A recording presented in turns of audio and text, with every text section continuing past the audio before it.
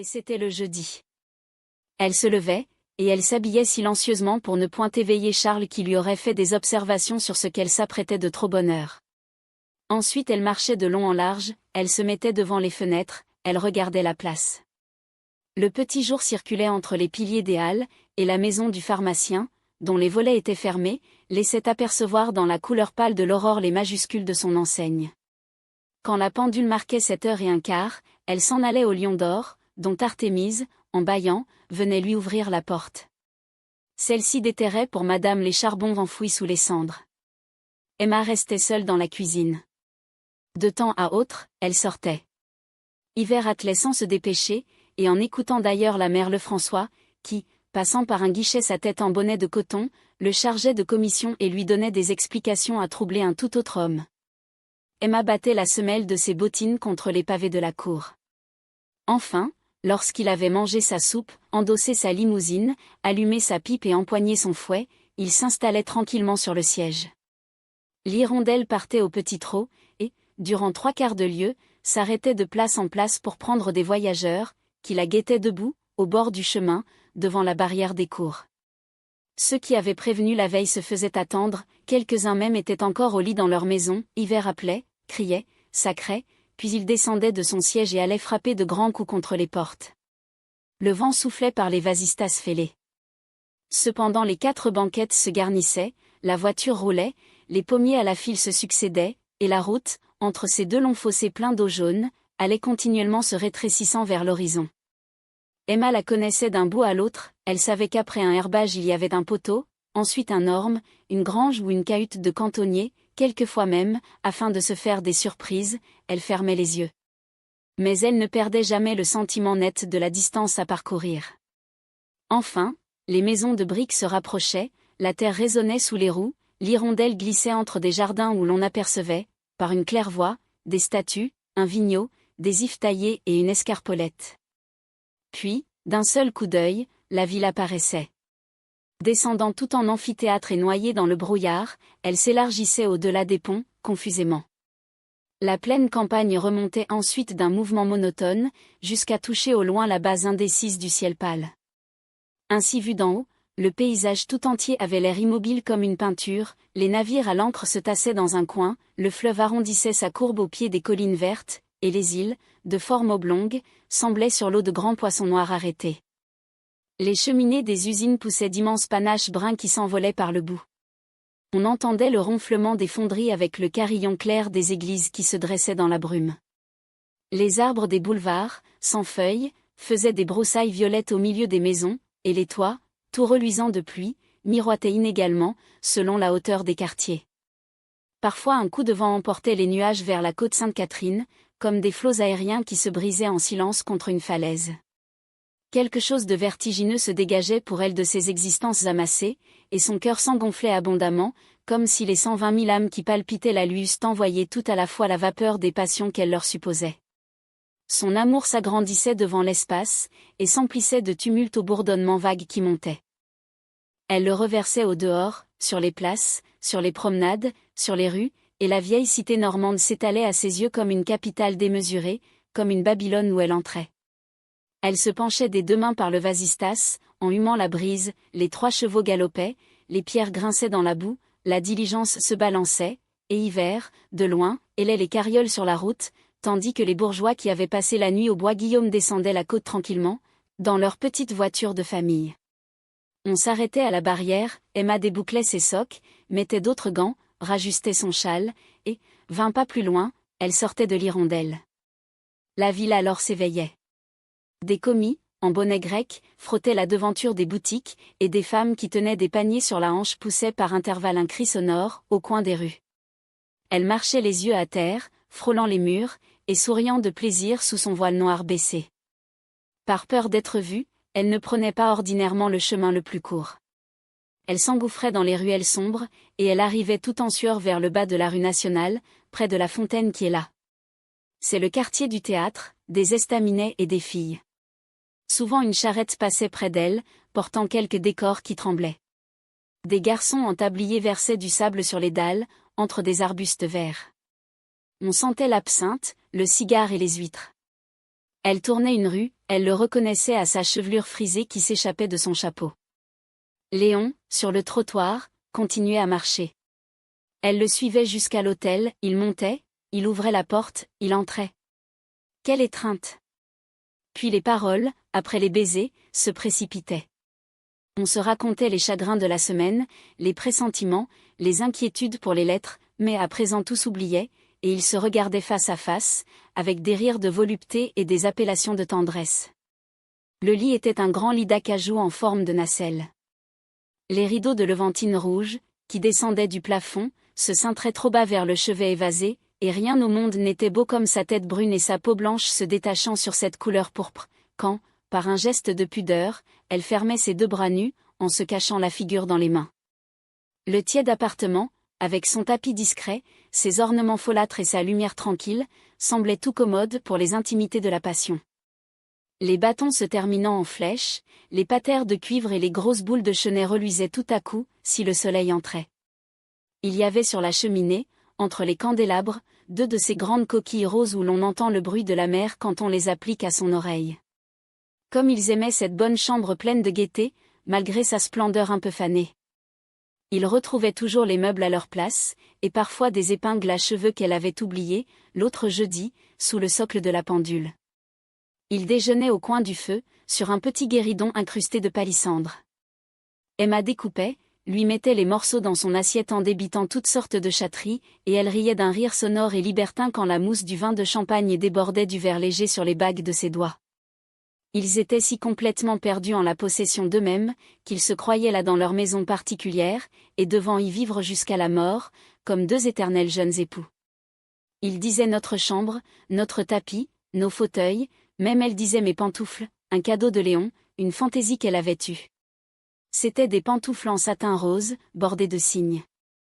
Quand elle s'asseyait sur ses genoux, sa jambe, alors trop courte, pendait en l'air, et la mignarde chaussure, qui n'avait pas de quartier, tenait seulement par les orteils à son pied nu. Il savourait pour la première fois l'inexprimable délicatesse des élégances féminines. Jamais il n'avait rencontré cette grâce de langage, cette réserve du vêtement, ces poses de colombe assoupie. Il admirait l'exaltation de son âme et les dentelles de sa jupe. D'ailleurs, n'était-ce pas une femme du monde, et une femme mariée? Une vraie maîtresse enfin? Par la diversité de son humeur, tour à tour mystique ou joyeuse, babillarde, taciturne, emportée, nonchalante, elle allait rappelant en lui mille désirs, évoquant des instincts ou des réminiscences. Elle était l'amoureuse de tous les romans, l'héroïne de tous les drames, le vaguel de tous les volumes de vers. Il retrouvait sur ses épaules la couleur ambrée de l'odalisque au bain, elle avait le corsage long des châtelaines féodales, elle ressemblait aussi à la femme pâle de Barcelone, mais elle était par-dessus tout ange. Souvent, en la regardant, il lui semblait que son âme, s'échappant vers elle, se répandait comme une onde sur le contour de sa tête, et descendait entraînée dans la blancheur de sa poitrine. Il se mettait par terre, devant elle, et, les deux coudes sur ses genoux, il la considérait avec un sourire, et le front tendu. Elle se penchait vers lui et murmurait, comme suffoquée d'enivrement, « Oh! Ne bouge pas! Ne parle pas! Regarde-moi! Il sort de tes yeux quelque chose de si doux, qui me fait tant de bien. » Elle l'appelait enfant, enfant, m'aimes-tu? Et elle n'entendait guère sa réponse, dans la précipitation de ses lèvres qui lui montaient à la bouche.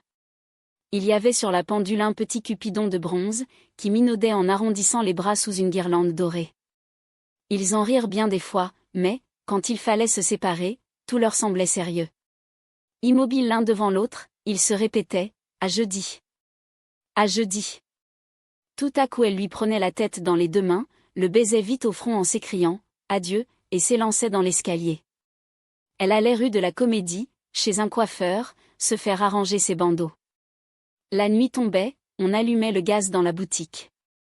Elle entendait la clochette du théâtre qui appelait les cabotins à la représentation, et elle voyait, en face, passer des hommes à figure blanche et des femmes en toilette fanée, qui entraient par la porte des coulisses. Il faisait chaud dans ce petit appartement trop bas, où le poêle bourdonnait au milieu des perruques et des pommades. L'odeur des fers, avec ses mains grasses qui lui maniaient la tête, ne tardait pas à l'étourdir, et elle s'endormait un peu sous son peignoir. Souvent le garçon, en la coiffant, lui proposait des billets pour le bal masqué. Puis elle s'en allait. Elle remontait les rues, elle arrivait à la Croix-Rouge, elle reprenait ses socques, qu'elle avait cachés le matin sous une banquette, et se tassait à sa place parmi les voyageurs impatientés. Quelques-uns descendaient au bas de la côte. Elle restait seule dans la voiture. À chaque tournant, on apercevait de plus en plus tous les éclairages de la ville qui faisaient une large vapeur lumineuse au-dessus des maisons confondues. Emma se mettait à genoux sur les coussins, et elle égarait ses yeux dans cet éblouissement. Elle sanglotait, appelait Léon, et lui envoyait des paroles tendres et des baisers qui se perdaient au vent. Il y avait dans la côte un pauvre diable vagabondant avec son bâton, tout au milieu des diligences. Un amas de guenilles lui recouvrait les épaules, et un vieux castor défoncé, s'arrondissant en cuvette, lui cachait la figure, mais, quand il le retirait, il découvrait, à la place des paupières, 2 orbites béantes tout ensanglantées. La chair s'effiloquait par lambeaux rouges, et il en coulait des liquides qui se figeaient en gales vertes jusqu'au nez, dont les narines noires reniflaient convulsivement. Pour vous parier, il se renversait la tête avec un rire idiot, alors ses prunelles bleuâtres, roulant d'un mouvement continu, allaient se cogner, vers les tempes, sur le bord de la plaie vive. Il chantait une petite chanson en suivant les voitures, souvent la chaleur d'un beau jour fait rêver fillette à l'amour-point et il y avait dans tout le reste des oiseaux, du soleil et du feuillage. Quelquefois, il apparaissait tout à coup derrière Emma, tête nue. Elle se retirait avec un cri. Hiver venait le plaisanter. Il l'engageait à prendre une baraque à la foire Saint-Romain, ou bien lui demandait, en riant, comment se portait sa bonne amie. Souvent, on était en marche, lorsque son chapeau, d'un mouvement brusque entrait dans la diligence par le Vasistas 93, tandis qu'il se cramponnait, de l'autre bras, sur le marchepied, entre l'éclaboussure des roues. Sa voix, faible d'abord et vagissante, devenait aiguë. Elle se traînait dans la nuit, comme l'indistincte lamentation d'une vague détresse, et, à travers la sonnerie des grelots, le murmure des arbres et le ronflement de la boîte creuse, elle avait quelque chose de lointain qui bouleversait Emma. Cela lui descendait au fond de l'âme comme un tourbillon dans un abîme, et l'emportait parmi les espaces d'une mélancolie sans borne. Mais Hiver, qui s'apercevait d'un contrepoids, allongeait à l'aveugle de grands coups avec son fouet. La mèche le cinglait sur ses plaies, et il tombait dans la boue en poussant un hurlement. Puis les voyageurs de l'hirondelle finissaient par s'endormir, les uns la bouche ouverte, les autres le menton baissé, s'appuyant sur l'épaule de leurs voisins, ou bien le bras passé dans la courroie, tout en oscillant régulièrement au branle de la voiture, et le reflet de la lanterne qui se balançait en dehors, sur la croupe des limoniers, pénétrant dans l'intérieur par les rideaux de calicot chocolat, posait des ombres sanguinolentes sur tous ces individus immobiles. Emma, ivre de tristesse, grelottait sous ses vêtements, et se sentait de plus en plus froid aux pieds, avec la mort dans l'âme. Charles, à la maison, l'attendait, l'hirondelle était toujours en retard le jeudi. Madame arrivait enfin. À peine si elle embrassait la petite. Le dîner n'était pas prêt, n'importe. Elle excusait la cuisinière. Tout maintenant semblait permis à cette fille. Souvent son mari, remarquant sa pâleur, lui demandait si elle ne se trouvait point malade. Non, disait Emma. Mais, répliquait-il, tu es toute drôle ce soir ? Et ce n'est rien. Ce n'est rien. Il y avait même des jours où, à peine rentrée, elle montait dans sa chambre, et Justine, qui se trouvait là, circulait à pas muets, plus ingénieux à la servir qu'une excellente camériste. Il plaçait les allumettes, le bougeoir, un livre, disposait sa camisole, ouvrait les draps. Allons, disait-elle, c'est bien, va-t'en. Car il restait debout, les mains pendantes et les yeux ouverts, comme enlacés dans les fils innombrables d'une rêverie soudaine.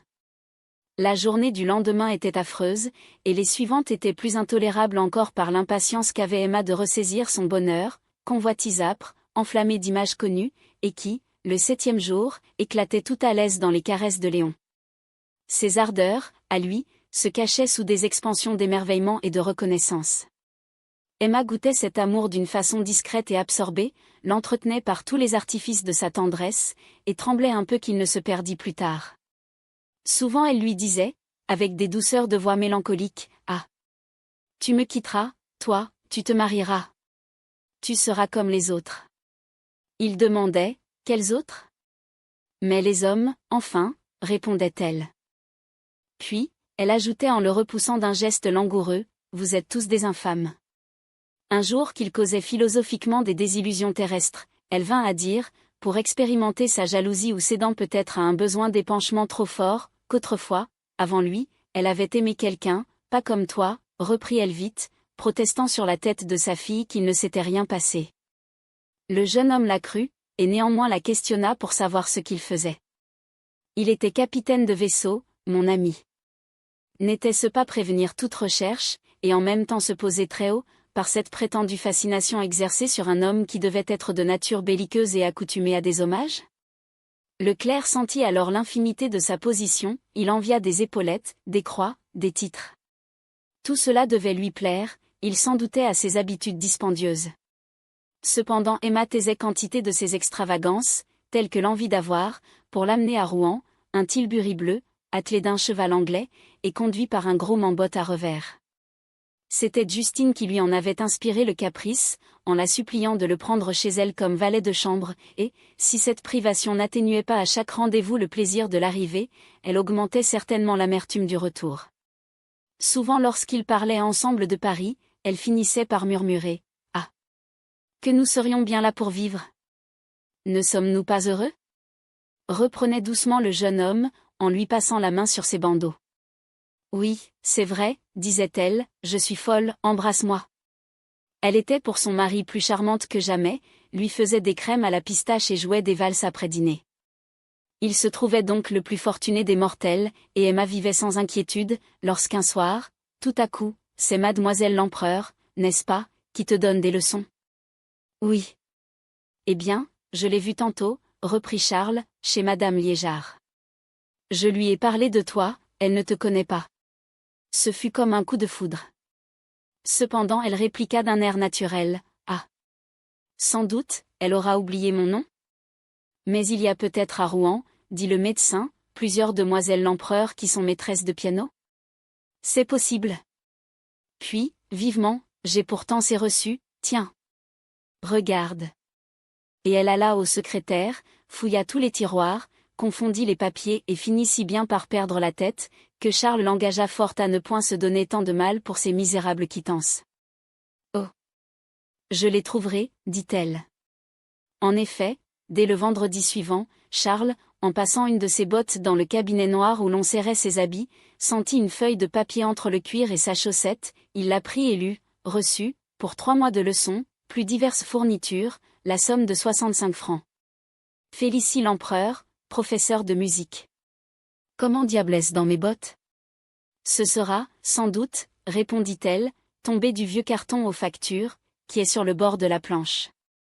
À partir de ce moment, son existence ne fut plus qu'un assemblage de mensonges, où elle enveloppait son amour comme dans des voiles, pour le cacher.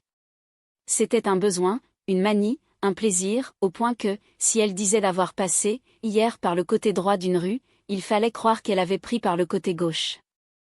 Un matin qu'elle venait de partir, selon sa coutume, assez légèrement vêtue, il tomba de la neige tout à coup, et comme Charles regardait le temps à la fenêtre, il aperçut monsieur Bournisien dans le béossé du sieur Tuvache qui le conduisait à Rouen.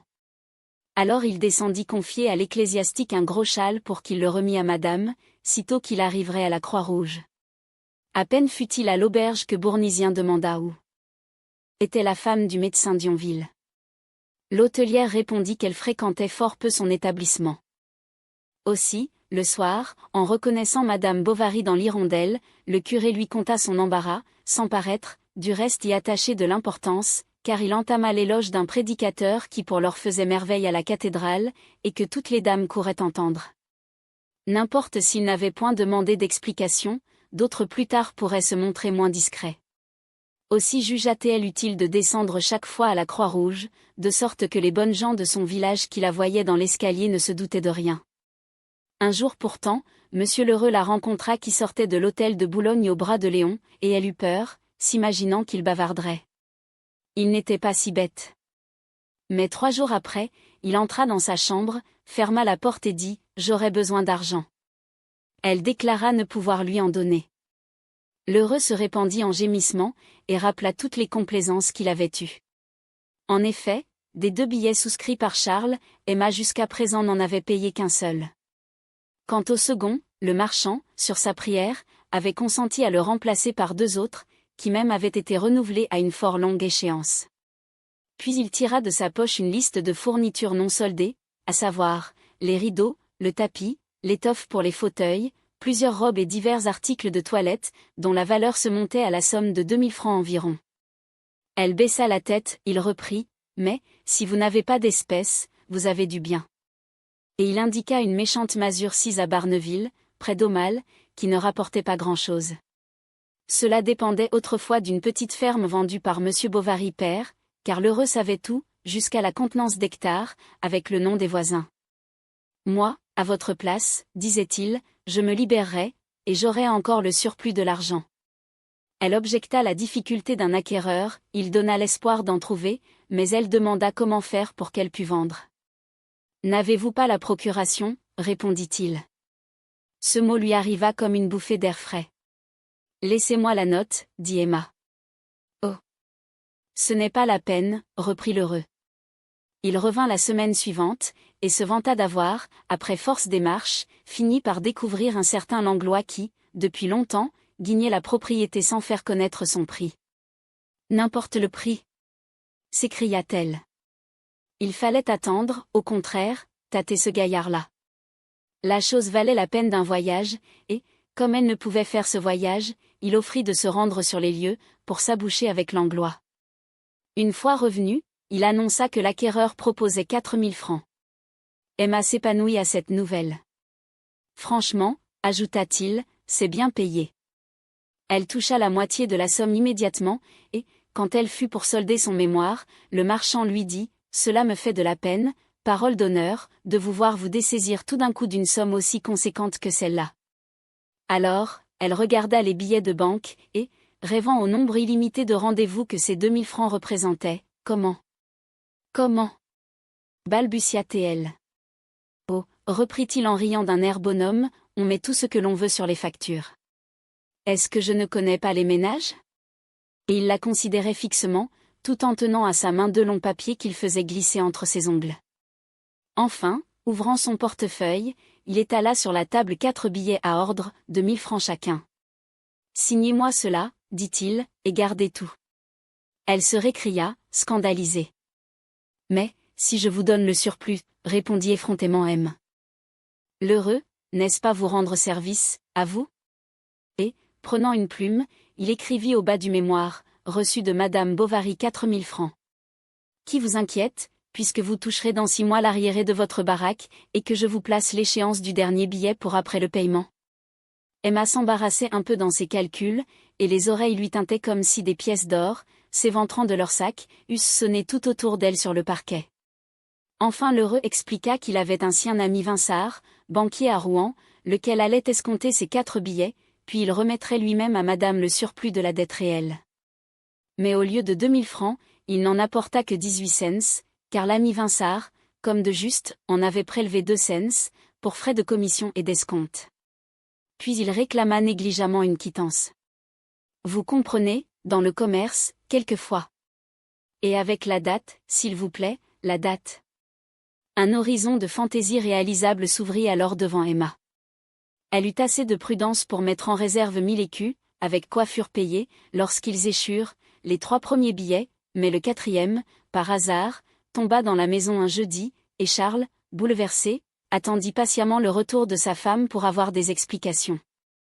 Si elle ne l'avait point instruit de ce billet, c'était afin de lui épargner des tracas domestiques. Elle s'assit sur ses genoux, le caressa, roucoula, fit une longue énumération de toutes les choses indispensables prises à crédit. Enfin, tu conviendras que, vu la quantité, ce n'est pas trop cher.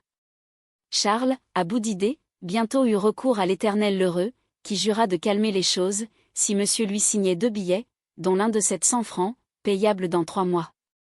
Pour se mettre en mesure, il écrivit à sa mère une lettre pathétique. Au lieu d'envoyer la réponse, elle vint elle-même, et, quand Emma voulut savoir s'il en avait tiré quelque chose, « Oui », répondit-il. Mais elle demande à connaître la facture.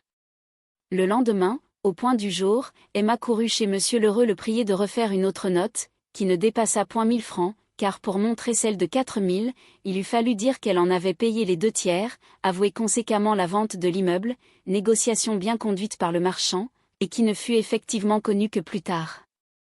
Malgré le prix très bas de chaque article, Madame Bovary mère ne manqua point de trouver la dépense exagérée. Ne pouvait-on se passer d'un tapis? Pourquoi avoir renouvelé l'étoffe des fauteuils? De mon temps, on avait dans une maison un seul fauteuil, pour les personnes âgées, du moins, c'était comme cela chez ma mère, qui était une honnête femme, je vous assure. Tout le monde ne peut être riche. Aucune fortune ne tient contre le coulage. Je rougirais de me dorloter comme vous faites. Et pourtant, moi, je suis vieille, j'ai besoin de soins. En voilà. En voilà, des ajustements. Des flaflas. Comment? De la soie pour doublure, à 2 francs. Tandis qu'on trouve du jaconas à 10 sous, et même à 8 sous qui fait parfaitement l'affaire. Emma, renversée sur la causeuse, répliquait le plus tranquillement possible, et Madame, assez. Assez. L'autre continuait à la sermonner, prédisant qu'il finirait à l'hôpital. D'ailleurs, c'était la faute de Bovary. Heureusement qu'il avait promis d'anéantir cette procuration, comment? Ah! Il me l'a juré, reprit la bonne femme. Emma ouvrit la fenêtre, appela Charles, et le pauvre garçon fut contraint d'avouer la parole arrachée par sa mère. Emma disparut, puis rentra vite en lui tendant majestueusement une grosse feuille de papier. « Je vous remercie, » dit la vieille femme. Et elle jeta dans le feu la procuration. Emma se mit à rire d'un rire strident, éclatant, continu, elle avait une attaque de nerfs. « Ah! Mon Dieu !» s'écria Charles. « Et tu as tort aussi toi. Tu viens lui faire des scènes. » Sa mère, en haussant les épaules, prétendait que tout cela c'était des gestes. Mais Charles, pour la première fois se révoltant, prit la défense de sa femme, si bien que Madame Bovary mère voulut s'en aller. Elle partit dès le lendemain, et, sur le seuil, comme il essayait à la retenir, elle répliqua « Non, non. Tu l'aimes mieux que moi, et tu as raison, c'est dans l'ordre. Au reste, tant pis. Tu verras. Bonne santé. Car je ne suis pas prêt, comme tu dis, de venir lui faire des scènes. » Charles n'en resta pas moins fort penaud vis-à-vis d'Emma, celle-ci ne cachant point la rancune qu'elle lui gardait pour avoir manqué de confiance. Il fallut bien des prières avant qu'elle consentît à reprendre sa procuration, et même il l'accompagna chez monsieur Guillaumin pour lui en faire une seconde, toute pareille. « Je comprends cela, » dit le notaire, « un homme de science ne peut s'embarrasser aux détails pratiques de la vie. » Et Charles se sentit soulagé par cette réflexion pateline, qui donnait à sa faiblesse les apparences flatteuses d'une préoccupation supérieure. Quel débordement, le jeudi d'après, à l'hôtel, dans leur chambre, avec Léon. Elle rit, pleura, chanta, dansa, fit monter des sorbets, voulut fumer des cigarettes, lui parut extravagante, mais adorable, superbe. Il ne savait pas quelle réaction de tout son être la poussait davantage à se précipiter sur les jouissances de la vie. Elle devenait irritable, gourmande, et voluptueuse, et elle se promenait avec lui dans les rues, tête haute, sans peur, disait-elle, de se compromettre. Parfois, cependant, Emma tressaillait à l'idée soudaine de rencontrer Rodolphe, car il lui semblait, bien qu'ils fussent séparés pour toujours, qu'elle n'était pas complètement affranchie de sa dépendance. Un soir, elle ne rentra point à Yonville. Charles en perdait la tête, et la petite Berthe, ne voulant pas se coucher sans sa maman, sanglotait à se rompre la poitrine. Justine était partie au hasard sur la route. Monsieur Homais en avait quitté sa pharmacie. Enfin, à 11 heures, n'y tenant plus, Charles attela son BOC, sauta dedans, fouetta sa bête et arriva vers 2 heures du matin à la Croix-Rouge. Personne. Il pensa que le clerc peut-être l'avait vu, mais où demeurait-il? Charles, heureusement, se rappela l'adresse de son patron. Il y courut. Le jour commençait à paraître. Il distingua des panonceaux au-dessus d'une porte, il frappa. Quelqu'un, sans ouvrir, lui cria le renseignement demandé, tout en ajoutant force injures contre ceux qui dérangeaient le monde pendant la nuit. La maison que le clerc habitait n'avait ni sonnette, ni marteau, ni portier. Charles donna de grands coups de poing contre les auvents. Un agent de police vint à passer, alors il eut peur et s'en alla. « Je suis fou », se disait-il, sans doute, on l'aura retenu à dîner chez monsieur Lormeau. La famille Lormeau n'habitait plus Rouen. Elle sera restée à soigner madame Dubreuil. Et Madame Dubreuil est morte depuis 10 mois. Où est-elle donc? Une idée lui vint. Il demanda, dans un café, l'annuaire, et chercha vite le nom de Mademoiselle Lempereur, qui demeurait rue de la Renelle des Maroquiniers, numéro 74. Comme il entrait dans cette rue, Emma parut elle-même à l'autre bout, il se jeta sur elle plutôt qu'il ne l'embrassa, en s'écriant « Qui t'a retenu hier? J'ai été malade. » Et de quoi? Où? Comment? Elle se passa la main sur le front, et répondit « Chez Mademoiselle Lempereur. » J'en étais sûre. J'y allais. Oh. Ce n'est pas la peine, dit Emma. Elle vient de sortir tout à l'heure, mais, à l'avenir, tranquillise-toi. Je ne suis pas libre, tu comprends, si je sais que le moindre retard te bouleverse ainsi. C'était une manière de permission qu'elle se donnait de ne point se gêner dans ses escapades. Aussi en profita-t-elle tout à son aise? Largement. Lorsque l'envie la prenait de voir Léon, elle partait sous n'importe quel prétexte, et, comme il ne l'attendait pas ce jour-là, elle allait le chercher à son étude. Ce fut un grand bonheur les premières fois, mais bientôt il ne cacha plus la vérité, à savoir, que son patron se plaignait fort de ses dérangements. Ah bah! Viens donc, disait-elle. Et il s'esquivait. Elle voulut qu'il se vêtît tout en noir et se laissa pousser une pointe au menton, pour ressembler au portrait de Louis XIII. Elle désira connaître son logement, le trouva médiocre, il en rougit, elle n'y prit garde, puis lui conseilla d'acheter des rideaux pareils aux siens, et comme il objectait la dépense, « Ah! Ah! Tu tiens à tes petits écus, dit-elle en riant. Il fallait que Léon, chaque fois, lui racontât toute sa conduite, depuis le dernier rendez-vous. Elle demanda des vers pour elle, une pièce d'amour en son honneur, jamais il ne put parvenir à trouver la rime du second vers, et il finit par copier un sonnet dans un keepsake. Ce fut moins par vanité que dans le seul but de lui complaire. Il ne discutait pas ses idées, il acceptait tous ses goûts, il devenait sa maîtresse plutôt qu'elle n'était la sienne. Elle avait des paroles tendres avec des baisers qui lui emportaient l'âme. Où donc avait-elle appris cette corruption, presque immatérielle à force d'être profonde et dissimulée? HTML